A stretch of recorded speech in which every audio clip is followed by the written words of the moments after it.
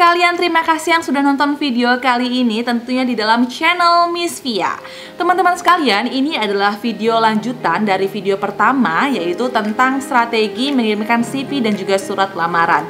Buat teman-teman sekalian yang belum nonton part satunya, maka Miss Via akan tuliskan di link deskripsi. Dan tonton terlebih dahulu untuk part satunya. Teman-teman, kita akan lanjut kepada tips dan strategi berikutnya. Strategi yang keempat mengenai gimana caranya mengirimkan CV dan juga surat lamaran agar lebih mudah dibaca oleh para HRD. Kita masuk pada strategi yang keempat. Teman-teman sekalian, strategi yang keempat, teman-teman perlu tentukan terlebih dahulu waktu yang tepat dalam mengirimkan CV dan juga surat lamaran. Ada dua konteks dalam hal ini. Yang pertama mengirimkan lewat email, dan yang kedua mengirimkan secara langsung. Kita bahas terlebih dahulu mengirimkan lewat email. Buat teman-teman, kira-kira mengirimkan lewat email itu waktunya yang paling pas jam berapa sih? Nah, sebelum mengirimkan email dan juga surat lamaran, teman-teman perlu tahu dulu nih, ini perusahaannya, kantornya buka jam berapa sih office hour-nya? Apakah jam 8, apakah jam 9, atau mungkin jam 7 pagi? Lalu tutupnya kantor ini office hour-nya jam berapa? Jam 4, jam 5, jam 6, jam 7 malam? Kita nggak pernah tahu ya. So, teman-teman cari terlebih dahulu kapan bukanya tuh kantor, kapan tutupnya juga. Kenapa? Karena ini akan sangat berpengaruh terhadap strategi dalam mengirimkan CV dan juga surat lamaran. Teman-teman sekalian, waktu untuk mengirimkan CV dan juga surat lamaran itu setidaknya ada 3 waktu yang paling tepat. Waktu yang pertama adalah teman-teman sekalian, kirimkan CV dan juga surat lamaran lewat email di waktu-waktu office hour di awal-awal kerja. Kalau misalkan jam 7 bukanya ya kira-kira setengah 8. Kalau misalkan jam 8 ya buka setengah 9 lah kirimnya. Atau kalau misalkan bukanya di jam 9 gitu ya office hour-nya, maka kirimkan setengah 10. Aman-amannya nih teman-teman, kira-kira ya kirim aja lah di sekitar jam setengah 9 sampai dengan jam setengah 10 pagi. Kenapa? Karena biasanya kalau misalkan nih orang SDM ataupun orang HRD, mereka punya salah satu pekerjaan yaitu mencarikan SDM untuk perusahaan. Tentu mereka akan memprioritaskan dalam pencarian kandidat-kandidat untuk perusahaan. So biasanya ketika pagi mereka akan briefing, mereka akan meeting, mereka akan ya ketemu dengan orang-orang yang lain, melakukan briefing, lalu kemudian mereka akan langsung mengecek email siapa aja nih yang sudah mengirimkan CV-nya kepada saya, dan mereka akan kemudian mendownload satu persatu. Nah, itu waktu yang pertama. Waktu yang kedua yang bisa teman-teman gunakan dalam mengirimkan CV atau surat lamaran melalui email adalah after lunch atau setelah makan siang. Setelah makan siang itu bisa dikirimkan jam berapa, Miss Via? Kira-kira jam setengah 2, teman-teman. Jam setengah 2 sampai dengan jam 2, teman-teman sekalian bisa kirimkan emailnya kepada perusahaan tersebut. Nanti akan dicek, biasanya after lunch mereka akan cek-cek lagi tuh emailnya ada lagi nggak yang masuk ya, kandidat yang oke gitu kan. Lalu waktu yang ketiga yang bisa teman-teman kirimkan CV dan surat lamarannya, waktu yang tepat adalah waktu-waktu mendekati pulang kantor. Apakah pulang kantor jam 4, apakah jam 5 atau jam 6, aman-amannya sih sekitar jam setengah 4 sore, teman-teman boleh tuh kirimin CV dan juga surat lamarannya. Karena sebelum bekerja biasanya mereka akan ngecek lagi nih, kalau misalkan kerjaan udah selesai, mereka akan cek-cek lagi nih setengah 4, jam 4, jam 5, setengah 5 gitu. Kalau misalkan mereka belum pulang kerja ya, mereka akan cek-cek terlebih dahulu.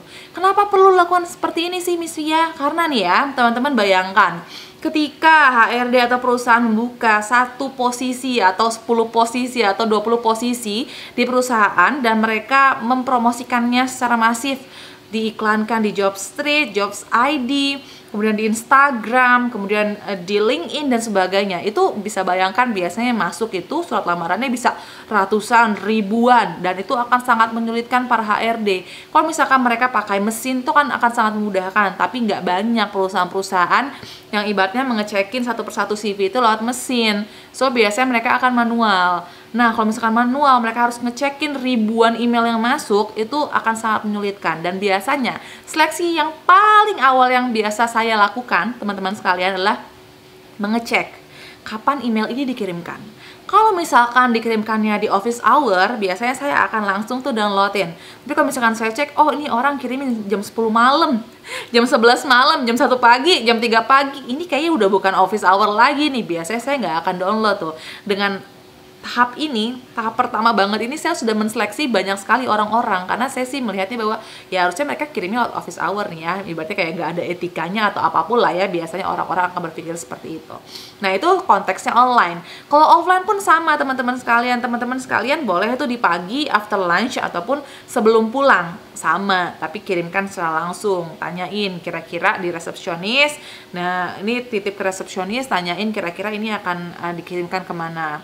Dan kalau saya sarankan tidak ke security ya, langsung resepsionisnya, biasanya nanti akan langsung dinaikkan atau di bagian adminnya gitu. Lalu strategi yang kedua yang teman-teman sekalian bisa lakukan, yaitu teman-teman silahkan tulis atau isi body email teman-teman sekalian ketika mengirimkan lewat email.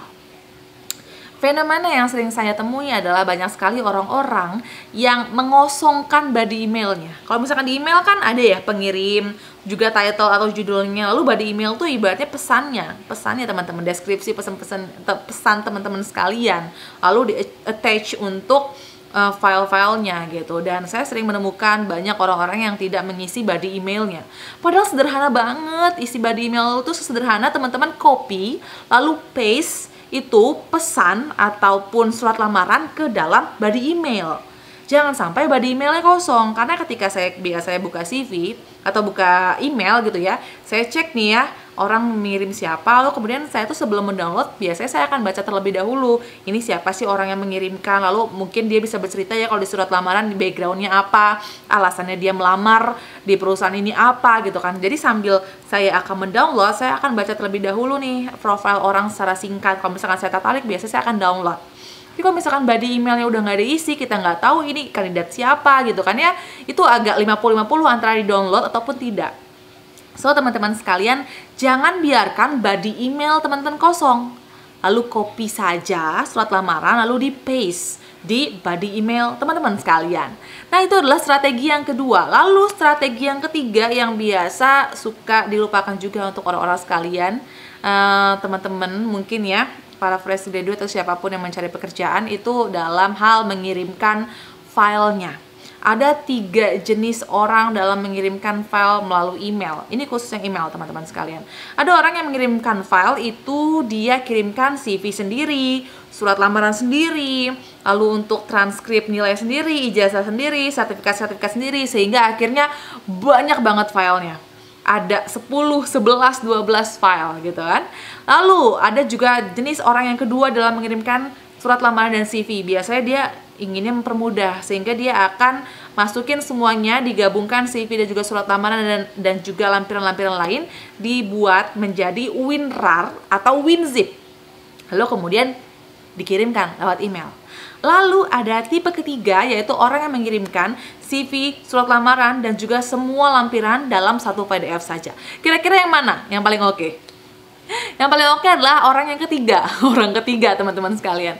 Ya orang yang kemudian mereka ini mengirimkan CV, surat lamaran, kemudian transkrip nilai, kemudian juga ijazah dan lampiran-lampiran itu mereka buatnya dalam satu Word terlebih dahulu, Microsoft Word. Jika sudah, kemudian mereka akan save as PDF. Jadi mereka akan buatnya dalam file PDF saja. Gitu teman-teman sekalian. Nah, jangan berpikir bahwa orang HRD itu adalah orang-orang yang milenial semua. Tidak teman-teman sekalian, banyak orang-orang HRD yang posisinya bagian HRD itu orang-orangnya memang sudah senior. Bisa jadi mereka tuh nggak tahu nih teman-teman sekalian, emang ada ya aplikasi WinRAR, WinZip. Jadi ketika mereka ngedownload gitu, mereka nggak tahu ini aplikasinya ada atau enggak di laptop komputer mereka, sehingga ketika mereka download, mereka buka, itu nggak bisa karena emang nggak ada aplikasi untuk ngebukanya, nggak ada default aplikasi di laptop dan juga komputernya. Gitu teman-teman sekalian. Atau ketika nih mereka nggak tahu cara mendownload sekalian, sehingga akhirnya mereka download satu persatu, CV, surat lamaran, kemudian juga lampiran-lampiran dia download satu persatu. Kemudian ketika dia sudah selesai mendownload semua file orang-orang dalam email, kemudian dia akan melihat ini CV siapa ya? Aduh kok berantakan gini ya? Ini surat lamaran siapa ya? Akhirnya mereka berpikir bahwa iya, kan banyak sih yang ngelamar yang lain, daripada saya ngabisin waktu untuk nyocok-cocokin ini CV dan juga surat lamaran siapa, ya udahlah saya skip aja. Jangan sampai teman-teman sekalian ke-skip, teman-teman. Nah, itu. Lalu dalam konteks strategi yang ini, teman-teman sekalian juga perlu menuliskan file name-nya, judul file teman-teman sekalian juga ya harus yang profesional. Jangan sampai nih ya, saya temukan banyak orang-orang yang menuliskan file name-nya itu CV Nita Fix 20 Oktober 2020.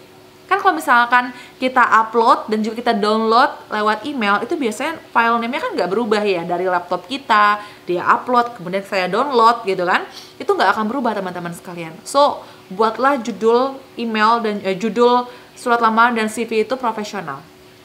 CV Trinovia, udah cukup. Atau mungkin CV nama kamu, nama panjang, jangan sampai cuma Rani yang melamar ada ratusan orang, Rani yang melamar banyak gitu kan. Jadi CV Rani Olivia apa gitu ya teman-teman, cuma cukup itu aja, nggak perlu pakai tambahan-tambahan yang lainnya. Jadi ketika mereka download, mereka tahu dari file name-nya, oh nama ini Rani Olivia ini bagus nih, akan saya ambil gitu kan.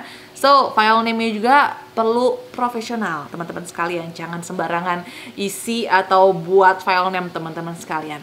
Nah teman-teman sekalian, itu tadi untuk tambahan strategi yang ke-4, 5, dan 6 teman-teman sekalian dalam mengirimkan CV dan juga surat lamaran. Semoga banyak insight dari video ini dan jangan lupa diaplikasikan. Kita ketemu lagi di video berikutnya tentunya di channel Miss Via.